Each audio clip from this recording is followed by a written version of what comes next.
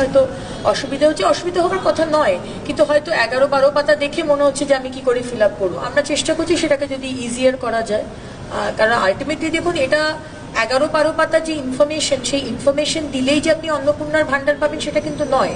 কারণ আগামী দিন অনেক কেন্দ্রের যোজনা আসবে এবং সেই যোজনাগুলোর জন্য আমরা ইনফরমেশন ডেটা নিয়ে রাখছি, কিন্তু এই ডেটার বেসিসে কিন্তু আপনি অন্নপূর্ণার ভান্ডার পাবেন কি না, অন্নপূর্ণা যোজনা পাবেন কি না পাবেন তা কিন্তু নয়। ভয় পাওয়ার কোনো বিষয় নেই। কেউ যদি ইনকাম ট্যাক্স দিয়ে থাকেন তাহলে আপনি কেন নেবেন? তো এটা আমরা দেবার তো কেউ নেই, এটা তো মানুষের টাকা, আপনাদের টাকা, আপনারাই আপনাদের দিচ্ছেন। এটা কি আমি চাইবো যে আমাদের টাকা, আপনার টাকা পুরুষরা পাবে?